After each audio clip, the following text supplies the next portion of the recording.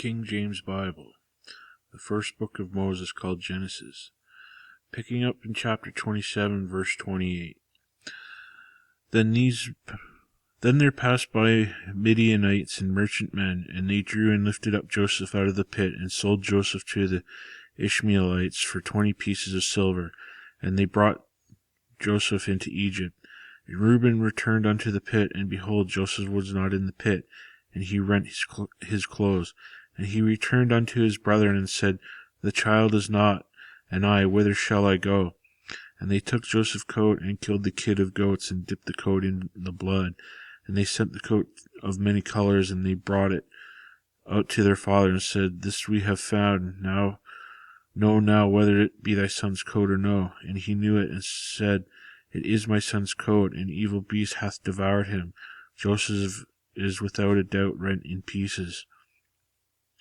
And Jacob rent his clothes, and put a sackcloth upon his loins, and mourned for his son many days. And all his sons and all his daughters rose up to comfort him, but he refused to be comforted. And he said, For I will go down into the grave unto my son mourning. Thus his father wept for him. And the Midianites sold him into Egypt, and Potiphar, an officer of Pharaoh and captain of the guard. Chapter 38.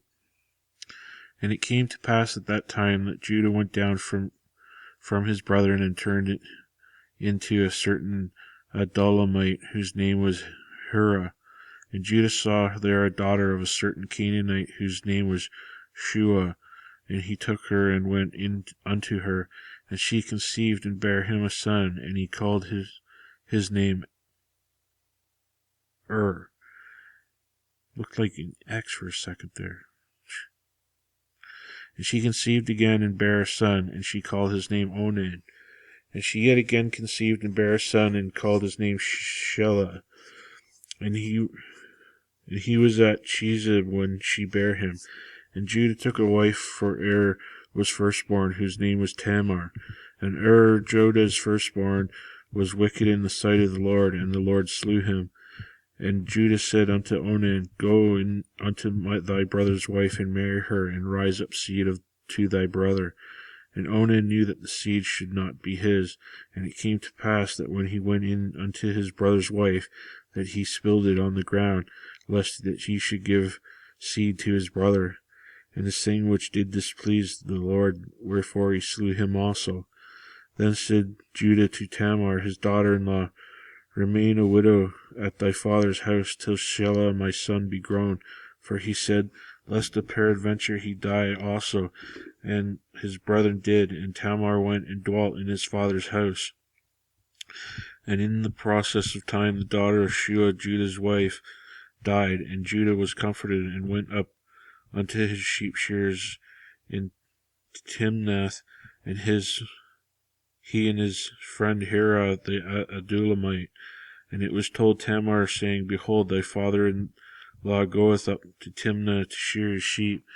And she put her widow's garments off from her, and covered her with a veil, and wrapped herself, and sat in an open place, which is by the way of Timnath. And he saw that Shelah was grown, and she was not given unto him to wife. When Judah saw her, he thought her to be a harlot, because she had covered her face.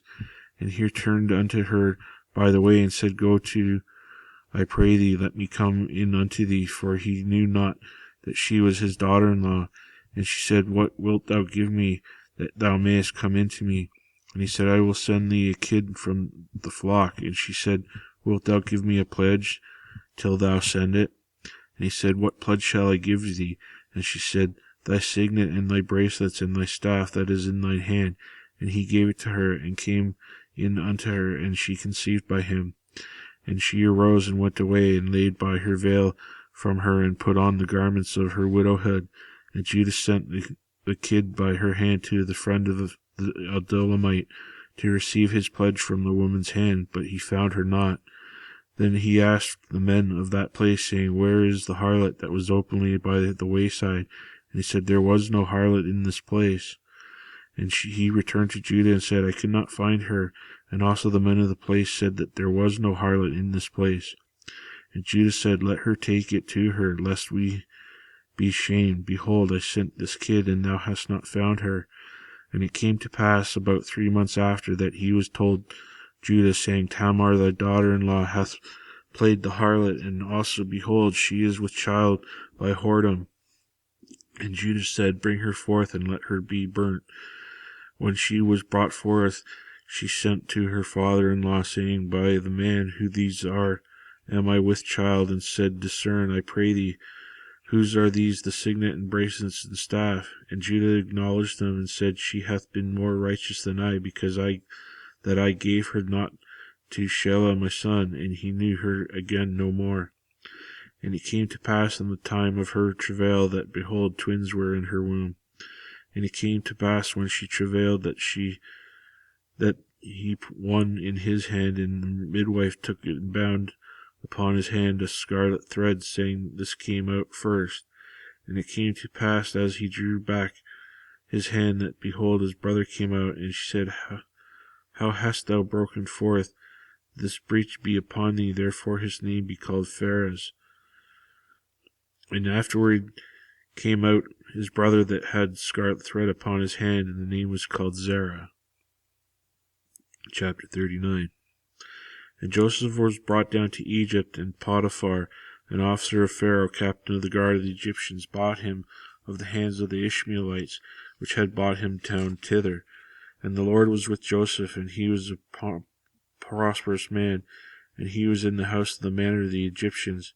And his father saw that the Lord was with him, and that the Lord made all that he did to prosper in his hand. And Joseph found grace in his sight, and served him. And he made him overseer over his house, and all that he had put in his hand. And it came to pass from that time that he had made him overseer in his house, and over all that he had. And the Lord blessed the Egyptian house for Joseph's sake, and the blessing of the Lord was upon all that had in the house and in the field. And he left all that he had in Joseph's hand, and he knew not what he had save bread which he did eat. And Joseph had a goodly person and well favored. And it came to pass after these things that his master's wife cast her eyes upon Joseph, and said, Lie with me.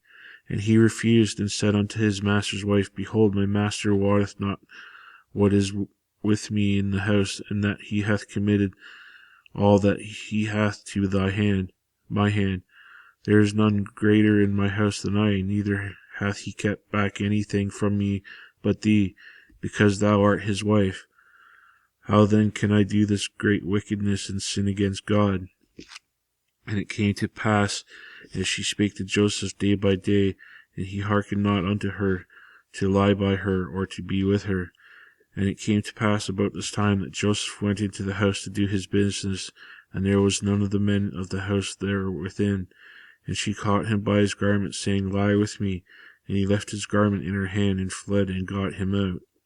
And it came to pass, when she saw that he had left his garment in her hand, and was fled forth, that she called unto the men of her house, and spake unto them, saying, See, he hath brought in a Hebrew unto us to mock us. He came in unto me to lie with me, and cried with a loud voice. And it came to pass, when he heard that I lifted up my voice and cried, that he left his garment with me, and fled, and got him out. And she laid up his garment by her until his lord came home. And she spake unto him according to the word, saying, The Hebrew servant which thou hast brought unto us came in unto me to mock me. And it came to pass, as I lifted up my voice and cried, that he left his garment with me, and fled out. And it came to pass, when his master heard the words of his wife, which she spake unto him, saying, After this manner did thy servant to me, that his wrath was kindled. And Joseph's master took him and put him in prison, a place where the king's prisoners were bound, and he was there in the prison. But the Lord was with Joseph, and shewed him mercy, and gave him favor in the sight of the keeper of the prison. And the keeper of the prison committed to Joseph's hand all the prisoners that were in the prison, and whatsoever they did there, he was the doer of it. And the keeper of the prison looked not of anything that he was under his hand, because the Lord was with him, and that which he did, the Lord made it to prosper. Chapter 40. And it came to pass after these things that the butler of the king of Egypt, and his baker had offended the Lord, the king of Egypt. And Pharaoh was wroth against two of his officers, against the chief of the butlers and against the chief of the bakers. And he put them in ward in the house of the captain of the guard of the prison, the place where Joseph was bound. And the captain of the guard charged Joseph with them, and he served them, and they continued a season in ward. And they dreamed a dream, both of them, which man his dream in one night, which man according to his interpretation of his dream, the butler and the baker of the king of Egypt, which were bound in prison. And Joseph came in unto them in the morning, and looked upon them, and behold, they were sad. And he asked Pharaoh's officers that were with him in the ward of his Lord's house, saying, Wherefore look ye so sadly today? And they said unto him, We have dreamed a dream, and there is no interpreter of it. And Joseph said unto them, Do not interpretations belong to God? Tell me them, I pray you. And the chief butler told the dream to Joseph, and said unto him, In my dream, behold, a vine was before me, and in the vine were 3 branches, and it was as though it budded, and her blossoms shot forth, and the clusters thereof brought forth ripe grapes. And Pharaoh's cup was in my hand, and I took the grapes and pressed them into Pharaoh's cup, and I gave the cup into Pharaoh's hand. And Joseph said unto him, This is the interpretation of it. The 3 branches are 3 days, yet within 3 days shall Pharaoh lift up thine head, and restore thee unto thy place. And thou shalt deliver Pharaoh's cup into his hand after the former manner, when thou wast his butler. But think on me when it shall be well with thee, and shew kindness, I pray thee, unto me, and make mention of me unto Pharaoh, and bring me out of this house. For indeed I was stolen away out of the land of the Hebrews, and here also have I done nothing that they should put me in the dungeon. When the chief baker saw that the interpretation was good, he said unto Joseph, I also was in my dream, and behold, I had 3 white baskets in my head, and at the uppermost basket there was all of manner of baked meats for Pharaoh, and the birds did eat them out of the basket upon my head. And Joseph answered and said, This is the interpretation thereof. The 3 baskets are 3 days. Within 3 days shall Pharaoh lift up thy head from off thee, and shall hang thee on a tree, and the birds shall eat thy flesh from thee. And it came to pass on the 3rd day, which was Pharaoh's birthday, that he made a feast unto all his servants, and he lifted up the head of the chief butler and the chief baker among his servants. And he restored the chief butler unto his butlership again, and he gave the cup into Pharaoh's hand. But he hanged the chief baker, as Joseph had interpreted to them. Yet did not the chief butler remember Joseph, but forgat him.